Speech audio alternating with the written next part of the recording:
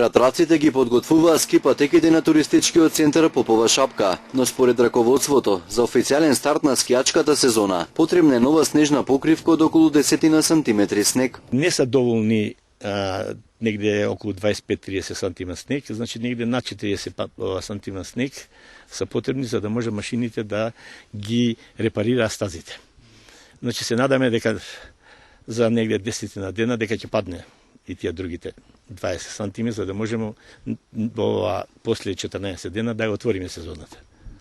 Како е спремна шапка овој скијачки центар во однос на ски лифтовите, ратраци и се друго за успешна сезона? Годинава сме спремни, значи и од страна на возниот парк, на машините за тапкање на снег се спремни, и жичарите и ски лифтовите. Значи пројдени се све контролите, имаме одобрение за слободно да пуштиме да скијат скијачите, машините се спремни, значи само чекаме снег да падне и да дојдат многу скијачи за да видат дека оваа година шапка е најспремна. Снегот и сончевото време привлече стотина туристи на Попова шапка. Имаше домашни и странски гости. Сите се согласни дека природата дала одлични предуслови за развој на зимскиот туризам, кој со години стагнира поради недостиг на инвестиции. Треба само малце повеќе да се инвестира. Во што е според вас? Па во смештај, во ресторани. Јас сум од Албанија и прв пат доаѓам тука, многу и убаво. Го видов местово на интернет и одлучив да дојдам. Ново искуство.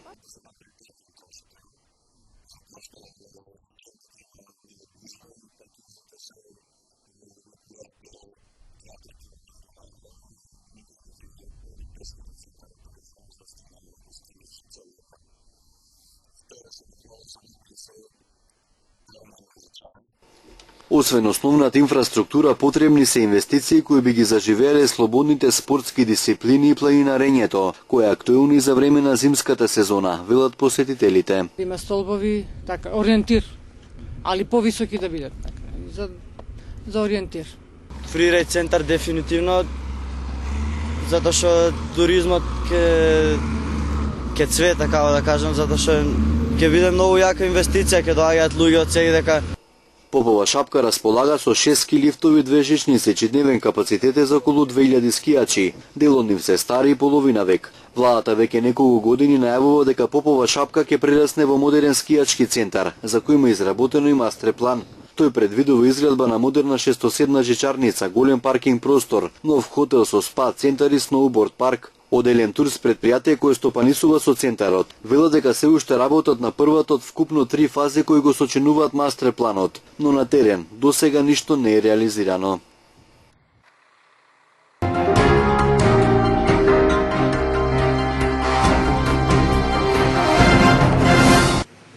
Тимови од Центарот за социјална работа во Гостивар посетуваат социјално загрозени семејства. Ги информираат за нивните права, како и за субвенциите кои може да ги користат преку разните мерки за социјална заштита. Активностите се спроведуваат во рамки на проектот Отворени денови за социјална заштита, чија цел е информацијата да допре до сите корисници на социјална помош.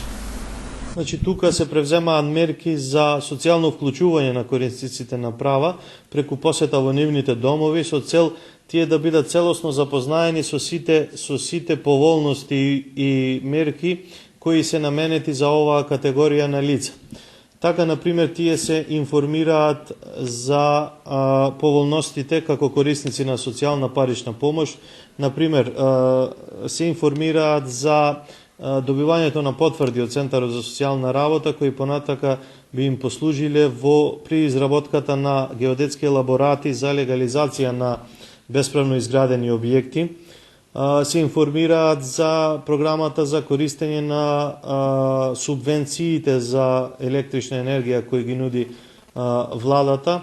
Се информираат за ослободување од плаќање на радиодифузна такса, како и за останатите проекти во рамките на Министерството за труд, а кои се поддржани и од Центарот за социјална работа Гостивар. Посетите во домовите на социјалните семејства и можноста за разговор со стручните тимови се покажале особено корисни за остварување на помош преку проектот Се грижиме за топол дом. проектот се грижиме за топол дом, каде што сите кои имаат потреба од донација во семејствата под социјален ризик, кои се корисници на правото на социјална парична помош, се евидентираат на посебен образец како баратели на донација. Со тоа сметаме дека во рамките на реализацијата на овој проект, корисниците на правото на социјална парична помош, че им се излезе во престрет со цел нивно целосно информирање за сите поволности кои се нудат за оваа категорија на граѓани. Проектот Отворени денови започна во 2013 со фокус на населението во руралните средини.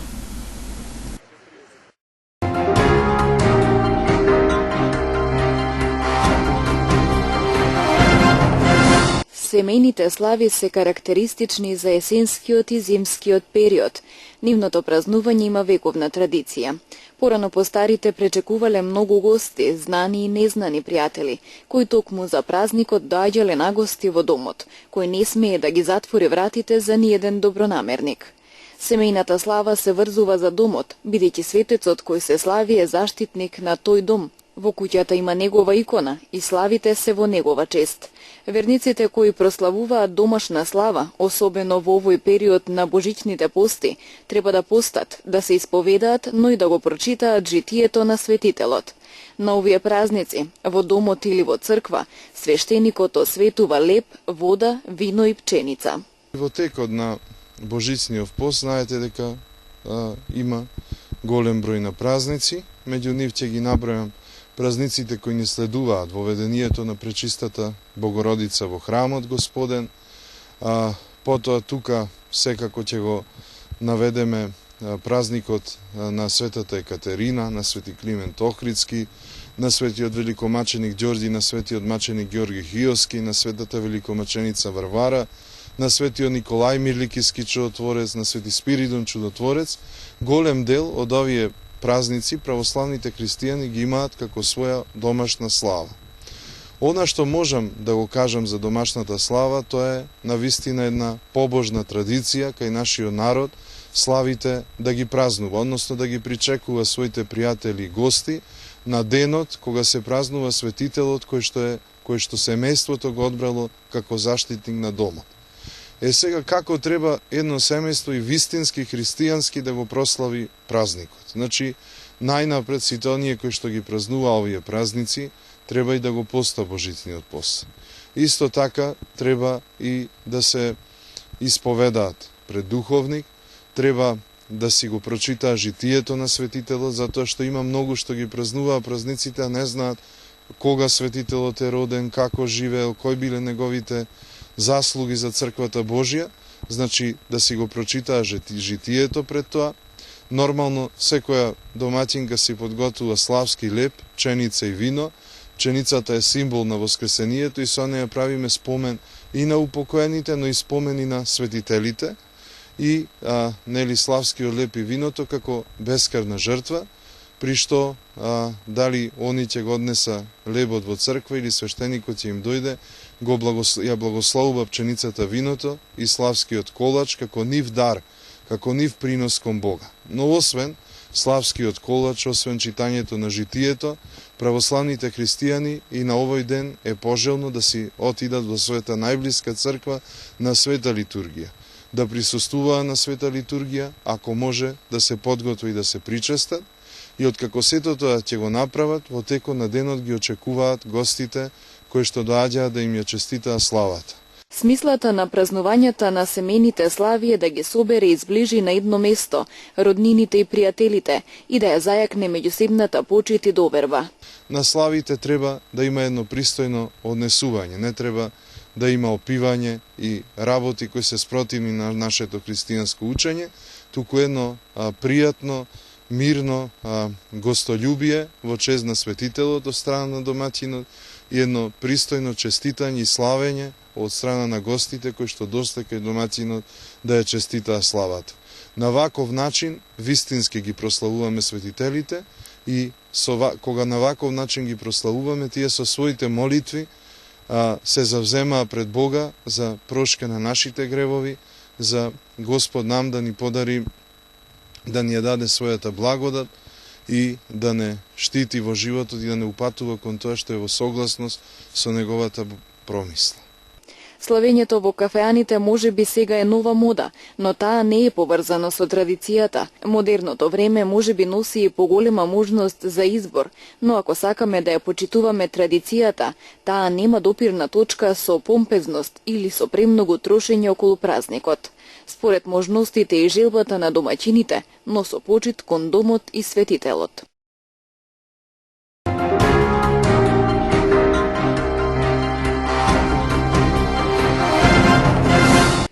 По пауза од 14 години продолжува возобновувањето на манастирската црква Свети Спас на тетовското село Јелошник.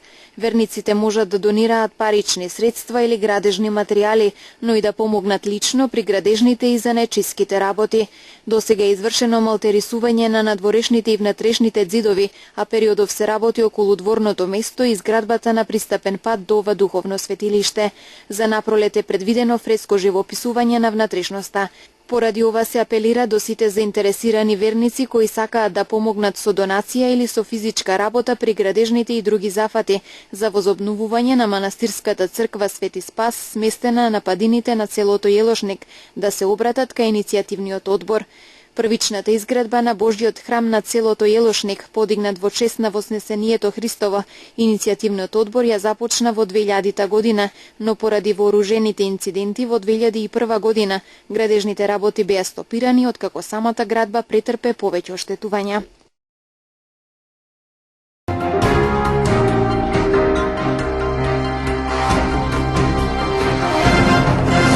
Во неделното интервју на Радио Слободна Европа, народниот правобранител Иџет Мемети изјави дека во Македонија нема волја за спроведување на прописите. Формиравме посебно јавно обвинителство. Тоа доволно говори на кое ниво сме, вели Мемети. Проблемот е до тоа да нема волја за спроведување на прописите. Значи, тие што ги спроведуваат прописите во Македонија се проблемот. Зошто? Затоа што немаат волја истото да го направат. Ако мислите за конкретното како би се расчистило, видите, ние во Република Македонија парламентарна демократија формиравме посебно јавно обвинителство. Тоа доволно говори во кое ниво сме. Тоа доволно говори колкава е волјата на институциите да се справат со предизвиците и со проблемите и да ги разрешуваат. Ние дозволивме како општество да доаѓат од надвор, да ни зацртуваат како треба да постапуваме, што е исклучително лош знак или лоша состојба за општество наречено парламентарна демократија. Во интервјуто Мемети го критикува и начинот на справување на државата со проблемот со бегалците и мигрантите. Земјите треба многу покоординирано да пристапат кон оваа криза. Лидерите ги повикувам на умерени и многу хумани изјави.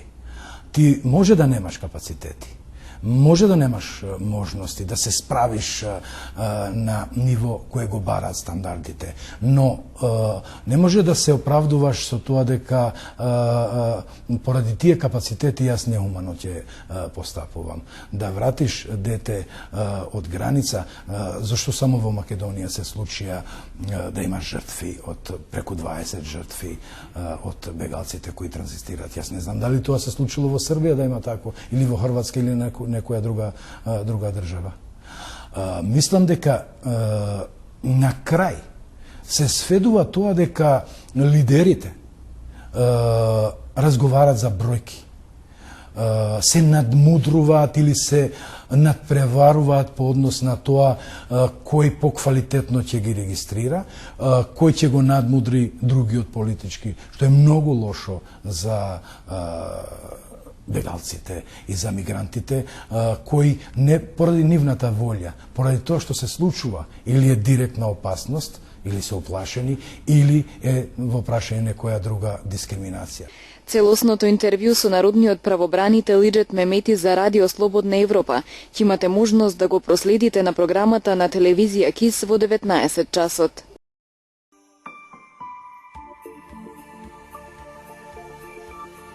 Времето денес беше променливо облачно со слаб до умерен северен ветер.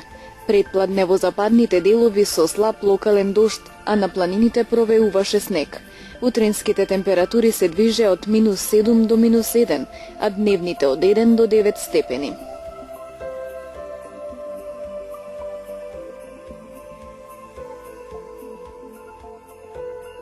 Според метеоролозите утре не очекува сончево време со мала до умерена облачност и со слаб до умерен северен ветер.